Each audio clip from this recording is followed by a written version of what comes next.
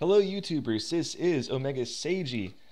This is going to be a series of videos about how to get into playing Chaos Space Marines in Warhammer 40k, a Tactica video series going over every single weapon, unit, spell, and option available to the codex, and then how to properly utilize them. Now, starting with Chaos itself, I will say up front, this is not an easy army to play. If you are a beginner to the Warhammer 40k game, I would not recommend starting with these guys for a few reasons. Number one, this army has a lot of chances to make mistakes. We have low leadership across most of our guys. Fearless, yes, on many of our cult marines, but on your normal space marines and chaos cultists, your average guys, losing big combats, getting shot down can cost you dearly. Leadership 8 on most of our guys is not a fun place to be. We don't get an Nation on No Fear like the loyalist space marines get. Screw-ups hurt, and they hurt bad. Also, another reason for that is because our guys cost a lot of points when we take upgrades on them. You see, we are cheaper than the loyalist scum, but our upgrades can make us cost pretty much as much and then more than them for really anything you want. Even our little "and they shall know no fear" equivalent that gives us +1 leadership, fixing somewhat the first issue, it will make us cost as much as Space Marines and not be as good. But not all is bad for us. We do have some really great little gems in this book. Of course, the Helldrake, notorious for being kind of cheesy itself, is one of our best units, one of the best flyers in the game. Maybe not the best, thanks to his semi-nerf due to the removal of the FAQ that its flamer was a turret-mounted 360-degree firing arc weapon. So sorry, no more shooting flamers out the butthole. And we do have now Nurgle Demon Princes and Be'lakor.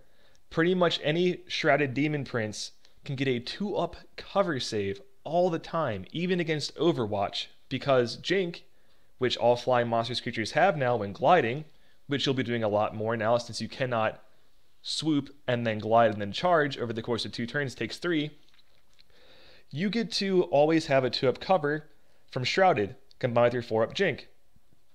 This makes your guy very durable. Toughness 5 is already nice. 2-up armor, essentially, 2-up cover, is even more ridiculous. And you have 5 wounds. Chances are you're making it into combat, and anything you touch with these guys are going to die. Borderline cheesy, perhaps, but very strong. These guys will kill anything they can in close combat, which is a lot of things. Chaos Lords can be kitted out to be exceptionally powerful. We have access to align with demons, the best psychers in the game right now, home to the very cheesy Demon Factory list. Run that at your own risk. Your opponent might slap you in the face for that one. But we can do our best to make a decent imitation of it. Demons have a lot of fun stuff too. We have tons and tons of options, tons of fluff. But those options come with quite a bit of confusion for a newer player. Someone just getting into the Chaos book or even into 40k in general is going to have a tough time of figuring out what things work and what things are just too expensive for what they do.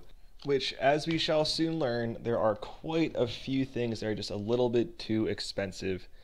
A lot of our elite choices are really ramping up in points. A lot of our options are very expensive. The most important lesson to learn when building Chaos lists is finding out how to efficiently maximize your power while minimizing your costs. Now, this is a style of list building known as min-maxing or power gaming by some people, but if you don't take a lot of cheese stuff, you really can't be blamed for it. Just make sure that you're building stuff that's on the same power scale as the people that you're playing. Don't bring like 2 Helldrakes and a Demon Prince if your opponents are playing with just basic stuff. You don't want to crush them. You want to have fun. Warhammer is about having fun. If fun for them is bringing like, I don't know what, 40 tactical marines in an HQ choice, try to match them. Don't try to just punish them for playing something fun. Play something fun, have a good time. That's all this game is about. Now, if everyone's competitive, bringing Riptides and Wraith Knights and Super Heavies and stuff, go all out, bring whatever you need to win, or still play fluffy. There is fun to be had in playing fluffy. But overall, Chaos is a book that you'll have a lot of fun with once you learn it. It is a long, tough road. It takes time, it takes effort, and it takes a little bit of skill to master this book and to really even get an enjoyable game out of it. When I first started playing with Chaos, there was a long time where I did not even enjoy my army. I was talking about selling it off. I was talking about just buying a new army altogether and dropping them, playing Loyalist Space Marines of all things. I mean, come on. Going back from Chaos to Loyals? Nah, never. Not in a million years. So anyway, I hope you enjoy this Tactica coming up. Please leave comments below in the videos or even in this one if you have any suggestions, any comments on what you'd like to see in future videos. As this is my first video on the channel, I don't expect a lot of people to be viewing this, but hey, gotta start somewhere, right?